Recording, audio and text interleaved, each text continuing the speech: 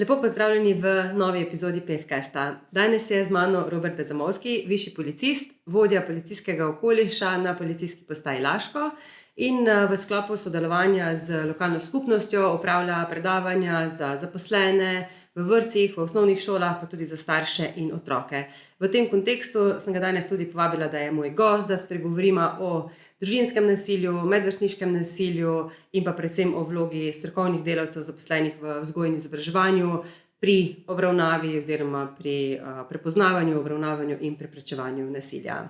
Robi, pozdravljen, hvala, da si se odzval povabilu. Ja, lep pozdrav, hvala lepa za besedo, hvala lepa za povabilo, lep pozdrav vsem gledalcem tudi seveda. Zdaj mogoče predno bi začel, bi jaz samo povedal, da policija v bistvu obravnava tista dejanja, ki so prepovedana, ki so nezakonita, ki so ilegalna, tista dejanja, ki jih pač ne smejo, ki jih državljani ne smejo početi. Zdaj na eni strani imamo dejanja, ki imajo neko milejšo posledico, jim rečemo prekrški. Za prekrške je po zakonodaji predpisana globa, oziroma po domače, če rečemo denarna kazen. Na drugi strani pa imamo neko hujšo obliko teh dejanj, ki jim pa rečemo kazniva dejanja, za katere pa je predpisana kazen zapora. Hvala lepa za to pojasnilo, mislim, da je to fajn, da v osnovi tako, za samo uvod, da bomo vedeli potem, ko bomo uporabljali te izraze, pa da se bo vedeli, kaj sledi, kaj pomeni. Laiki znamo te dve stvari zamešati, pa ne vemo točno tako, kaj. Tako. Okay, če se lotimo kar najprej družinskega nasilja, mogoče lahko orišeš, kaj vse spada v družinsko nasilje, s kakim poudarkom tam, česar mogoče ne vemo, tako, če nismo iz vrst policije. Ja, nasilje v družini kot tako je kaznivo dejanje. Se pravi, je predpisana po zakonodaji, po Kazenskem zakoniku Republike Slovenije, je opredeljena kazen v 191 členu zapor do 5 let. Kaznivo dejanje zakonodaja definira kot, vsako uporabo fizičnega, psihičnega, ekonomskega, spolnega nasilja enega družinskega člana nad drugim. Nasilje v družini je tudi zalezovanje. Zdaj tukaj mogoče je zelo pomembno, da povem, da nasilje v družini kot kaznivo dejanje ne gre za enkraten dogodek, ampak gre za dalj časa ponavljajoče se neka dejanja, neke zlorabe. S tem, da tudi tukaj ne moramo zdaj reči, ni neke šablone, da bi rekli, koliko časa mora to trajati, koliko teh dejanj mora biti, ampak je v bistvu odvisno vse od posameznega primera, ki ga pač obravnavamo, katerega prijavo dobimo. Zdaj, predvsem bom rekel za zaposlene v vzgoji in izobraževanju, pa tudi za privat življenje je zelo pomembno, je fajn, da se ve, da je pri nasilju v družini značilen tako imenovan krog nasilja. Zakaj je to fajn, da se ve? Zato, ker zelo pomembno je, ko boste vi opazili neko osebo, ki bo kazala neke znake, da je žrtev nekega nasilja ali kaj drugega, kdaj mogoče pristopiti do nje, se z njo poskušati pogovoriti, pa je daj od nje dejansko pričakovati kakšne informacije. Namreč za ta krog nasilja je značilno, da imamo nek nasilen dogodek. Po tem nasilnem dogodku je potem neka faza opravičevanja, mi temu rečemo tako imenovani medeni tedni, namreč storilcu je žal, se opravičuje, žrtvi kupuje rože, jo vabi na večerje, jo pelje na potovanje, ne vem kaj še vse, žrtvi je super fajn. Potem se po nekem času ponovno začne neko stopnjevanje nasilja in spet ta nasilen dogodek. In ta zadeva potem kroži, dokler ta žrtev tako ali drugače nima dovolj in zadevo prijavi. Pri samem nasilju bi tudi bilo dobro vedeti, predvsem za vas, zaposlene v vzgoji in izobraževanju, če gre za neko družinsko skupnost, kjer so prisotni tudi otroci oziroma mladoletniki, tudi če otrok oziroma mladoletnik ni neposredno prisoten pri samem nasilju, zdaj, če rečem, mogoče mečkam po domače, če se starša prerekata, če se starša prepirata, če se pretepata, kakorkoli drugače. In tudi, če otrok ni prisoten v tistem prostoru, ampak je samo prisoten nekje v zgornjem nadstropju, kjer spi, pa ga to prebudi, se joče, je prestrašen, je tudi ta otrok žrtev tega nasilja. Se pravi, tudi to, pogosto se kaže potem neki vzroki pri otroku, je vznemirjen zaradi tega, lahko se vrtcu v šoli kaže drugačno obnašanje in je tudi to potem razlog, da se mi odzovemo, se pravi, kot strokovni delavci, učitelji, vzgojitelji, če prepoznamo, tudi če otrok nam ne pove, da je bil, tepen ali pa da je, kdo se je znesel nad njim v kakršnikoli tudi verbalni, psihični obliki, samo da se starša kregata, je tudi to razlog, da na nek način moramo odreagirati. strokovni delavci? Ko si že glih omenila, ja, točno tako. No. Mogoče predno bi to obrazložil, bi še pojasnil, da policija pogosto pri obravnavi nasilja v družini ugotovi tudi elemente kaznivega dejanja zanemarjanja mladoletne osebe in surovo ravnanje. Ne. Tukaj že samo ime pove, da gre za kaznivo dejanje, ki je na nek način v dveh sklopih, oziroma v zakonodaji je tudi napisano v 2 odstavkih. Sicer prvi odstavek govori o samem zanemarjanju, kar pomeni, če starš oziroma skrbnik ne omogoča otroku oziroma mladoletniku neke ustrezne vzgoje, neke ustrezne skrbi, nekega ustreznega varstva, ali pa mu to omogoča, pa to ni primerno glede na njegovo razvitost, glede na njegovo starost. To je en del tega kaznivega dejanja, za katerega je po zakonodaji predpisana kazen zapora do 3 let. Drugi del, ki se pa že tudi sliši bolj hudo, je pa surovo ravnanje, kjer dejansko starš ali skrbnik otroka sili k nekemu trpinčenju, k nekemu pretiranemu delu, beračenju, kakorkoli, v glavnem nekim stvarem, ki so za otroka ponižujoče, ki so za otroka predstavljajo neko trpljenje, je pa predpisana kazen zapora do 5 let. Ne. In tako pri nasilju v družini, kot tudi pri zanemarjanju mladoletne osebe, je dejansko za nas, za organe pregona, najbolj pomembna zaščita in pa varstvo žrtve. Ne. In tako kot si že prej omenila, zaposleni v vzgoji in izobraževanju najbolj poznate otroke. Ne. Otroci so vam zaupani v skrb, otroci z njimi preživite dalj časa, vi točno veste, kako se otrok obnaša, kako funkcionira, kako se vede, kakšen je njegov ritual, kakšen je njegov bioritem, tako ali pa drugače. Ne. Prepoznaš neko odstopanje tako, od to običajnega. mislim, tako, ko vi prepoznate neko odstopanje od običajnega, od tiste neke normale, pustimo zdaj, če je to en dan ali pa 2, ne. Vsi smo krvavi pod kožo, vsi daj stanemo z levo nogo, imamo daj kak slab dan, ne. Pustite nas na mir, ok, ne. Ampak če pa to traja nekaj časa, je pa mogoče za zaposlene, ne zdaj, da bo kar panika, to je pa zdaj nasilje, to je pa zdaj zanemarjanje, ne. Ampak je mogoče nek signal, nek pokazatelj, nekaj se pa dogaja v tej družini. Ne. In takrat naj se ne bojijo, treba je z otrokom govoriti, treba je otroka vprašati ga po težavah, ne jih zanima, kaj se je zgodilo.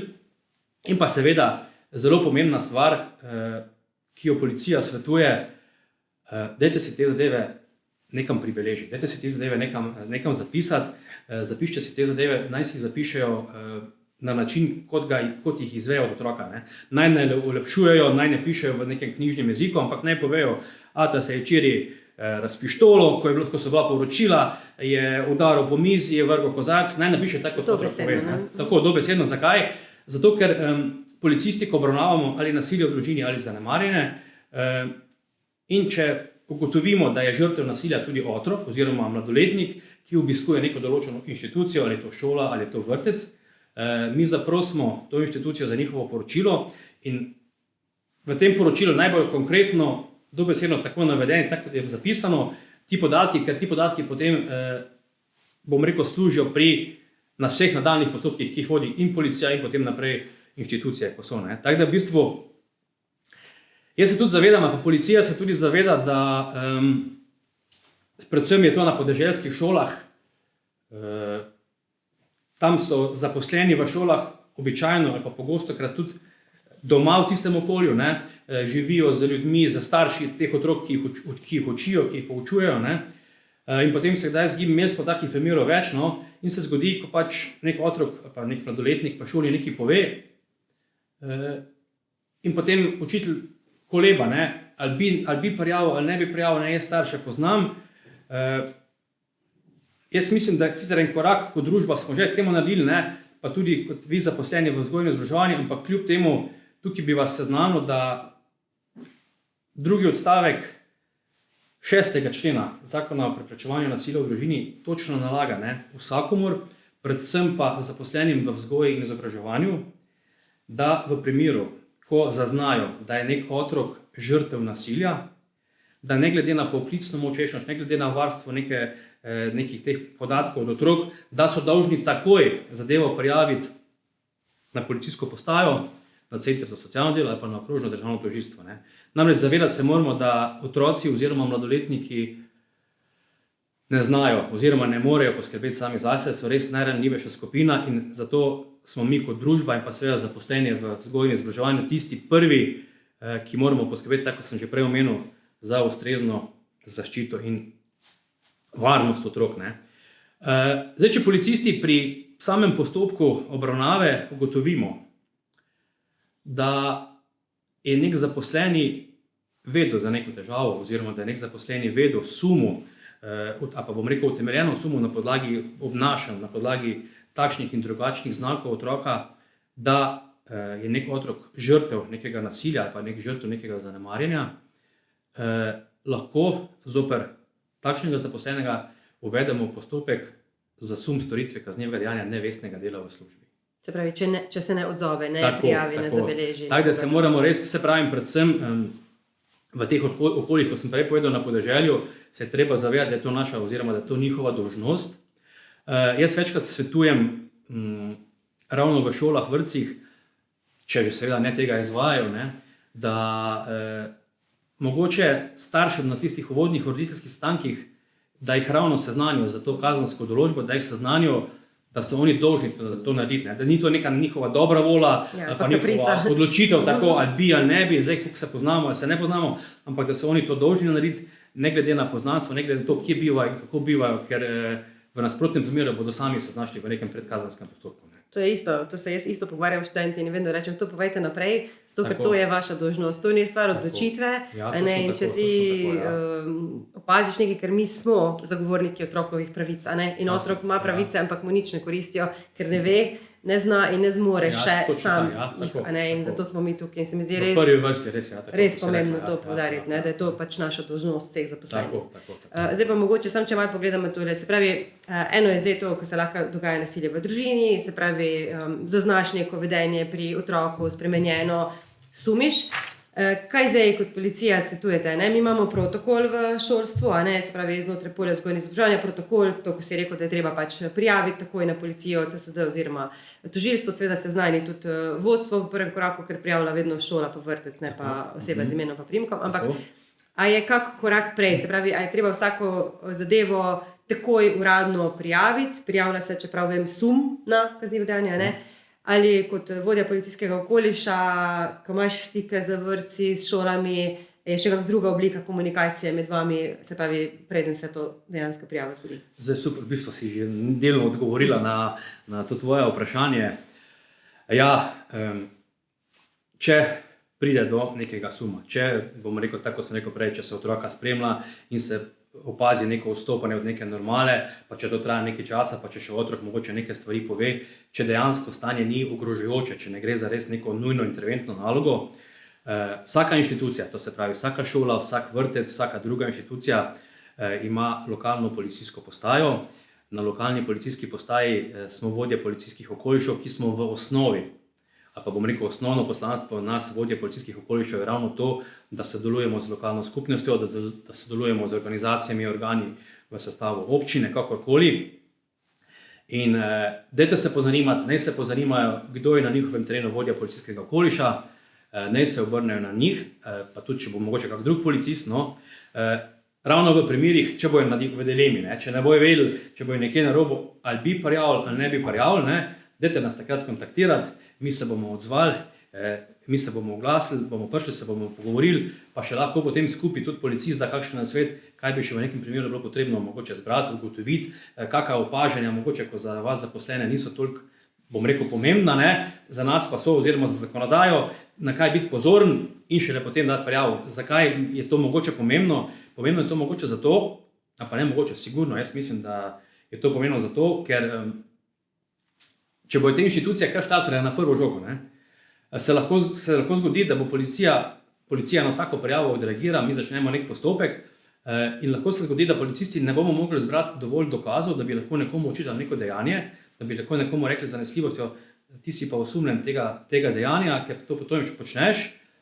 In ko bo zadeva zaključena, kakšen bo epilog te zgodbe, namesto da bi bil storilec kaznovan, da bi storilec dobil neko ustrezno sankcijo oziroma neko ustrezno kazen, bo on dobil obvestilo ali pa nek epilog zgodbe bo, da pač je oproščen, da ni kriv in bo dobil kak signal, super, jaz lahko naprej počnem, se to mi nič ne more, ne policija, ne šola, ne vrtec, nišče in bo on to veselo delal naprej.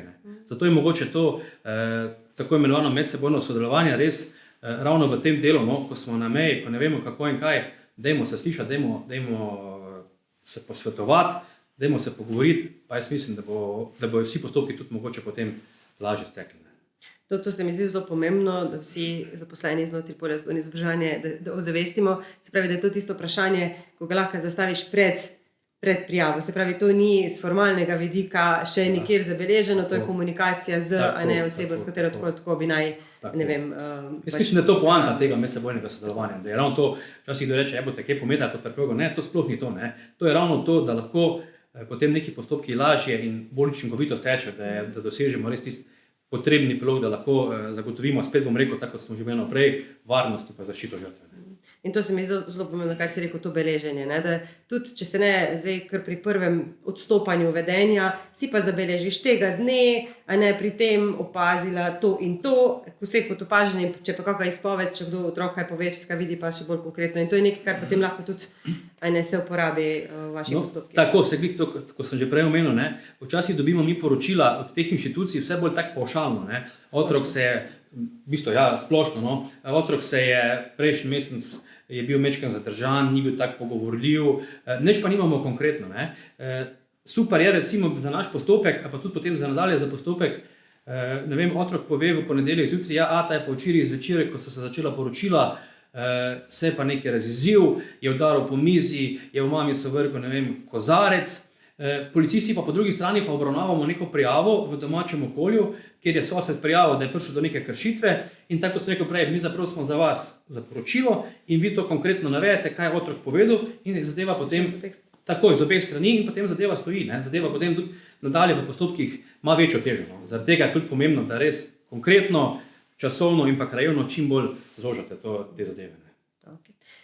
To smo zdaj govorila predvsem o nasilju v družini, ker je en del, upam, da ne bo zdaj tako izpadlo, da je tega toliko ogromno, da se vsak dan s tem ukvarjate, upam, da ne, pa vendar se pojavlja in se mi zdi prav, da vemo, kako je treba odreagirati, vedno zato, da zaščitimo otroka, ker to je naša ključna naloga. Na drugi točki imamo pa še medvrstniško oziroma vrstniško nasilje. O tem to dostikrat, mislim sicer, da mediji ne delajo usluge na način, kot poročajo, včasih sem prav zgrožena, ko kakšne posnetke večkrat kažejo in žrtev še bolj viktimizirajo zaradi tega, ampak je zaznano, da je vrstniškega nasilja je prisotno oziroma ga je mogoče celo kar nekaj v naših šolah, pa me zanima še ta pogled na to vrstniško nasilje in potem tudi nekako vlogo strokovnih delavcev, pa pri tem, ker malce drugače vseeno, kot če si priča. Dejansko, se že samo ime tudi, bom rekel, pove, vrstniško nasilje, to je nasilje, ki se dogaja med vrstniki, to se pravi, to je skupina, to je nek skupek nekih mladostnikov, otrok, mladoletnikov, kakorkoli, približno enake starosti. Zdaj pri teh oblikah nasilja imamo nekaj podobnega kot pri nasilju v družini, imamo različne oblike, zdaj ponavadi gre za dalj časa trajajoča neka izvajanja psihičnih, fizičnih, ekonomskih, tukaj predvsem mislim na izsiljevanja, tudi spolnega nasilja imamo nekaj. Lahko pa gre tudi samo za enkraten dogodek, enkratno dejanje, ki ima neke hujše posledice in tudi govorimo o vrstniškem nasilju. Zdaj, nažalost, bom rekel, je tega čedalje več. Beležimo, da je tega čedalje več. Je resen problem. Vse več se nam pojavlja spletnega nasilja. Res po spletu otroci res to, mladostniki to znajo, to vejo, to je 1, 2, 3 narediti vse. Zato tudi, bom rekel, policija dela na preventivnih aktivnosti, kar se tiče spletnega nasilja, da se otroke seznanja, ozavešča, kaj, kako, kaj ne smejo, kaj lahko. Zdaj, po nekih statističnih podatkih se največ vrstniškega nasilja obravnava na nivoju oziroma na območju šol, osnovne šole, srednje šole, potem so aktualne pot v šolo, pot iz šole in pa potem drugi kraji, kot so razni nakupovalni centri, ne vem, tudi v privat času, v popoldanskem času igrišča, kjer je pač neka skupina nekih vrstnikov. Tako sem že omenil prej, res je to čedalje večji problem, bom rekel. Jaz osebno pa menim, zakaj imamo zdaj, je ta povečano število teh primerov oziroma obravnav. Jaz osebno menim, da je eden izmed razlogov tudi ta, da se dela na preventivi, da tudi policija izvaja aktivnosti, tudi druge inštitucije, moram reči, da izvajajo na to temo preventivne aktivnosti. Moram pa tudi pohvaliti medije in pa druge načine obveščanja javnosti. ker tudi mislim, da s tem, ko se obvesti javnost o nekem dogodku in ko se jih hkrati ozavesti oziroma se jim pojasni, kaj so dolžni narediti, tudi če niso neposredno udeleženi v tistem vrstniškem nasilju, da so ljudje sprejeli to, da je družba naredila en korak naprej, no, in da so začeli zadeve prijavljati oziroma naznanjati na policijo. Kdaj pa v šoli recimo se vrstniško nasilje prijavi na policijo? Zdaj, zaposleni v šoli seveda morajo jasno in glasno reči nasilju ne, to morajo prenesti tudi naprej, to mislim, da se izvaja. Ne. Zdaj, če gre za samo neke verbalne žaljivke, neke verbalna zmerjanja, policija svetuje, da šola v okviru svojih pristojnosti izvede vse ukrepe oziroma izvede vse aktivnosti, izpelje neke sankcije zoper otroke oziroma kakorkoli, ker moramo se zavedati, da policija, vkolikor dobi prijavo in je v nekem vrstniškem nasilju udeležen otrok, ki še ni dopolnil 14 let, otrok do 14 let starosti ni kazensko odgovoren. To se pravi, policisti sicer prijavo sprejmemo, policisti zberemo vsa potrebna obvestila, po vseh zbranih obvestilih pa potem obvestimo državno tožilstvo s poročilom. Ne. Zdaj, če gre za udeležbo mladoletnikov, to se pravi, to so starejši od 14 let pa do 18 leta starosti, zoper te osebe, zoper te mladoletnike policisti že lahko izvedemo neke ukrepe, že lahko ukrepamo, bom rekel, zoper njih, že lahko izvajamo postopke. Je spet drugače, ampak res za otroke pa dejansko imajo mogoče v tem delu šole majčkeno več pristojnosti, lažje, bom rekel, nekomu neko sankcijo izrečejo oziroma mu daje neko pomin oziroma nek ukrep in s tem otrok dobi tisto sporočilo, to pa ni prav, da počnem. Ne. Drugače pa, seveda smo rekli, zdaj, če gre samo neke osebne besedne žaljivke, neke besedne, grde besede, bom rekel temu, ne, naj poskušajo res to v okviru svojih pristojnosti urediti, če pa pride do neke posledice, če pa gre za neko vrstniško nasilje, kjer gre za neko množično udeležbo, pa kjer gre za večje število teh vrstnikov, pa seveda naj obvestijo takoj policijo. Policisti bomo prišli na kraj in bomo glede na prijavo tudi, bom rekel, ustrezno zadeve speljali potem naprej z sumom takšnih ali drugačnih dejanj. Se pravi, je smiselno, da šola prej, včasih z vzgojnim načrtom, zdaj bo to del letnega delovnega načrta, kjer so predpisane tudi neke sankcije, se pravi, vzgojni ukrepi, izkoristi, spelje svoje postopke in potem, če ti ne zaležejo, če ne pomaga, če se zadeva stopnjuje, pride do nekih hujših oblik, takrat pa se potem tudi obvesti. Ker spet tukaj, bom rekel, ko smo se prej pogovarjali o tistem epilogu zgodbe, ne, da pač ni potem epiloga, tudi tukaj se velikokrat zgodi, policisti zbiramo obvestila, policisti, ne glede na to, če gre za prijavo, pa da je udeležen otrok, policisti zbiramo obvestila in v bistvu spet ni nekega epiloga, ne? Ni neke sankcije, ni nekega ukrepa in kaj bo ta otrok dobil signal, so me policisti tam narekovaji zasliševali, ne? Šola me neki, pa ni bilo nič iz tega. Ne? In bo veselo slišal, jaz bom to počel naprej. Ne? Mogoče iz tega vidika, da izhajamo, je pa enako kot pri nasilju v družini, enako kot pri zanemarjanju, če bo zadeva na meji, dajmo se posvetovati, medsebojno sodelovanje še enkrat, ne?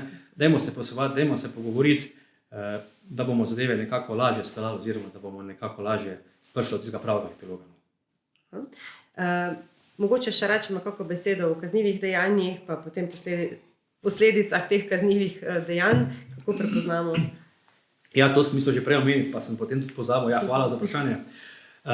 Ko ima policija prijavo ali na takšen ali na drugačen način in policisti ugotovimo, da gre za kaznivo dejanje ali pa tudi nižjo obliko, da gre za prekršek z elementi nasilja in obstajajo utemeljeni razlogi za sum, da bo prišlo do nadaljevanja tega dejanja, da se bo ponovilo to dejanje, da bo prišlo do nekega dejanja, s katerim storilec grozi in je ogroženo življenje in pa varnost žrtve, policisti storilcu izrečemo ukrep prepovedi približevanja. Ukrep prepovedi približevanja pomeni, da se storilec žrtvi, to se pravi, smo rekli, to je lahko partner, lahko so otroci, očitno odvisno od situacije, da se mora žrtvam izogibati oziroma se jim ne sme približati na določeno razdaljo.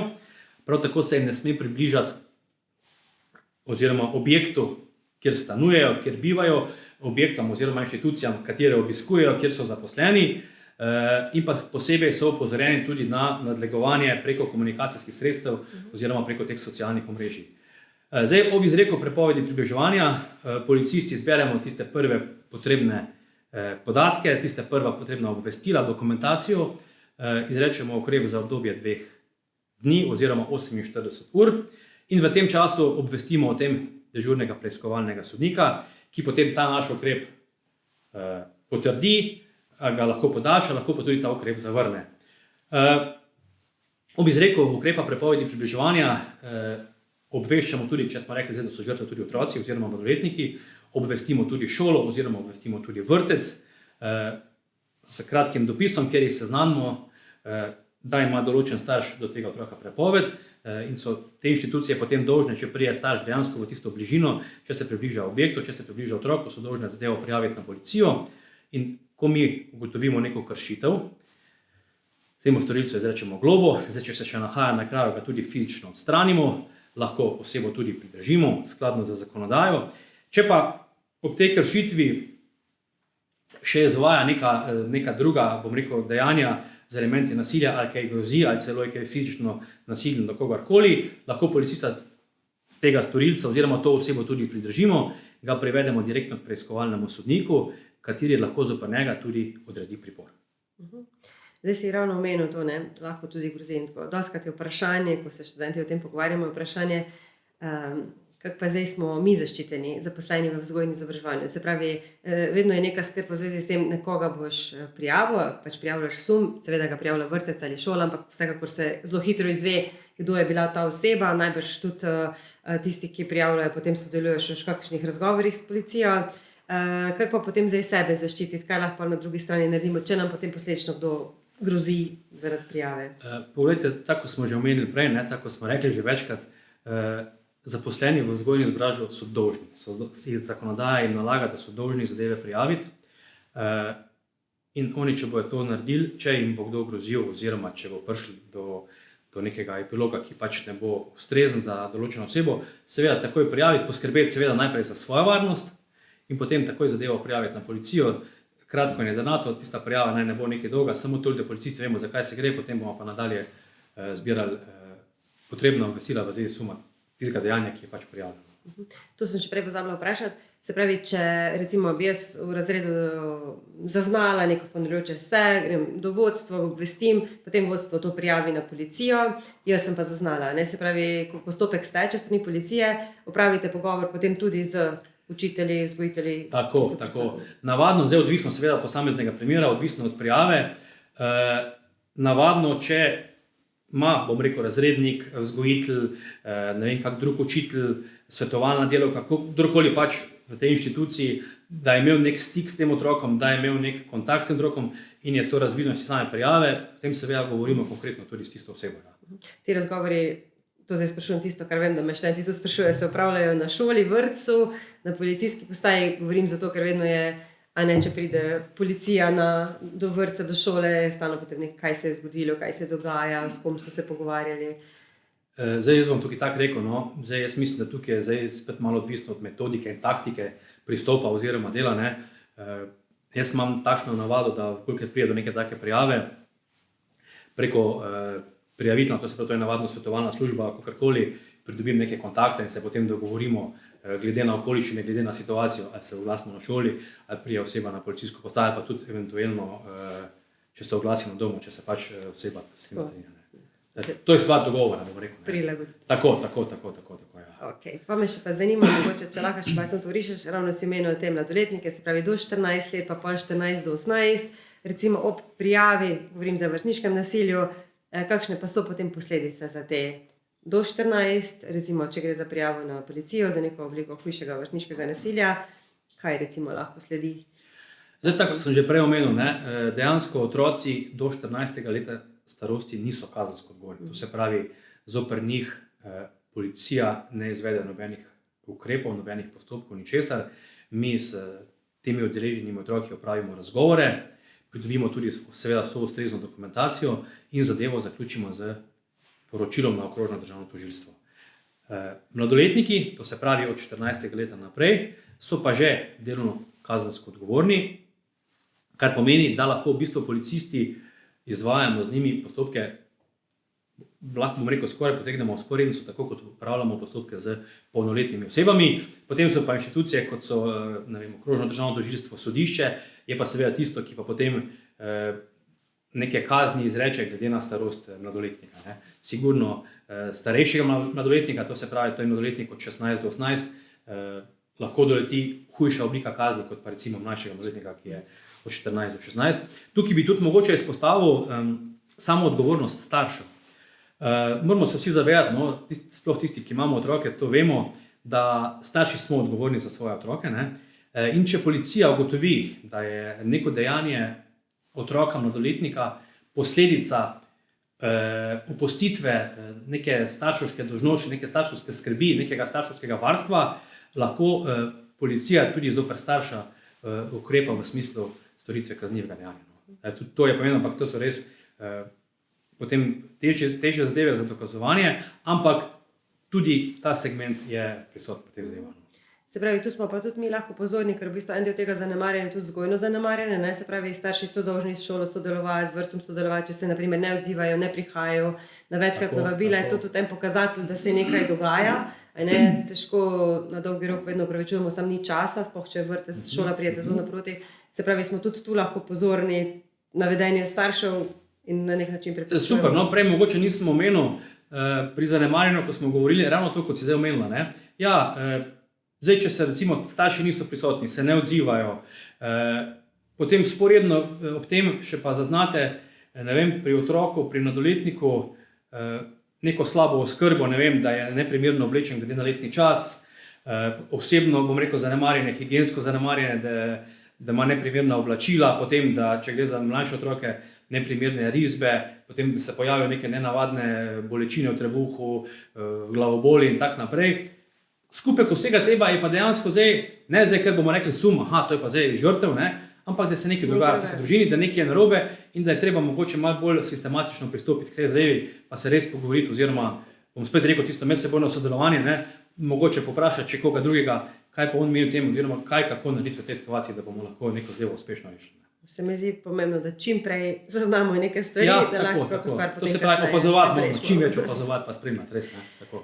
Za konec se vas še vprašala, omenila ste na začetku, da imaš predavanja po šolah, po vrtcih, za zaposlene, za starše, otroke, mogoče omeniš par tem, no, kaj običajno, kakšne predavanja ima policija, se pravi znotraj vzgoje in izobraževanja. Ja, v bistvu policija,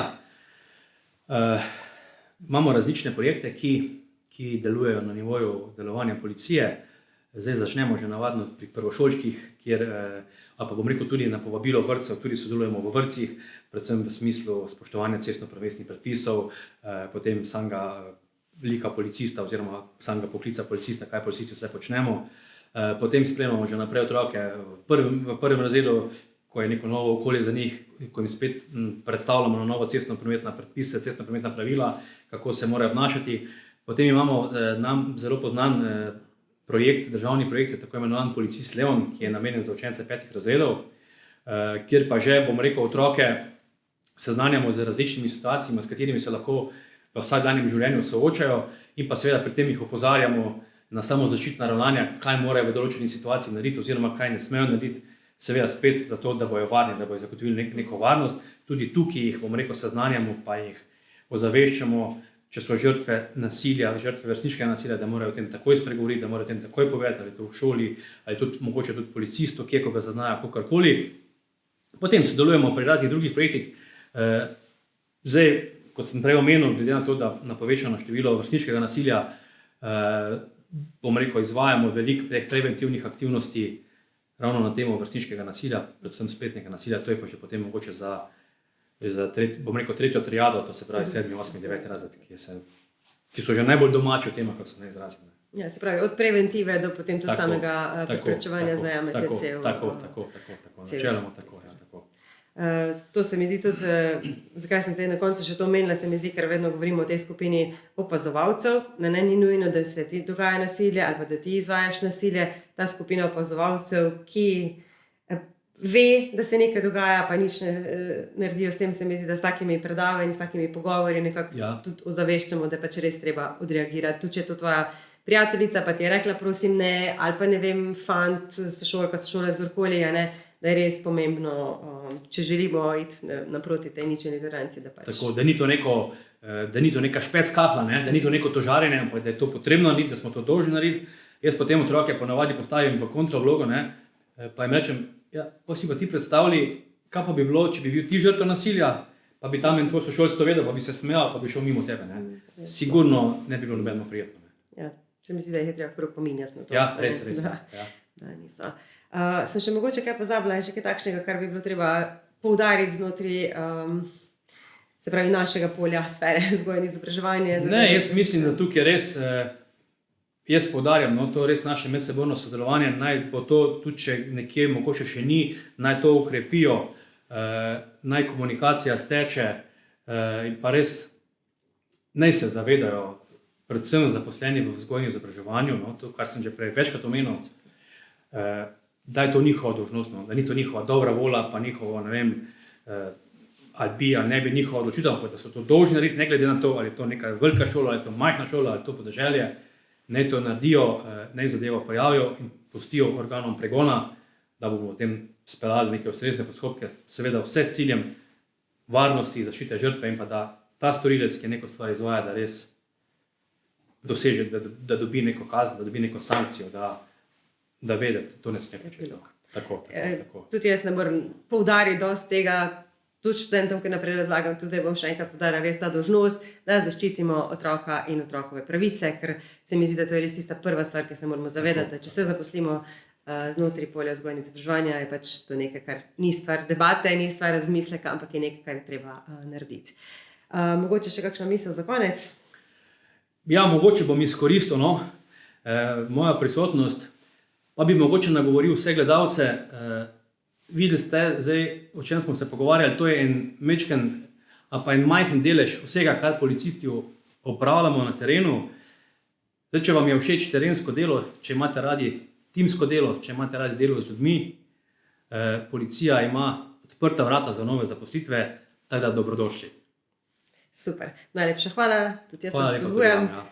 Pridete na pedagoško fakulteto ali pa se pišete v vrste slovenske policije. Hvala vam za pozornost.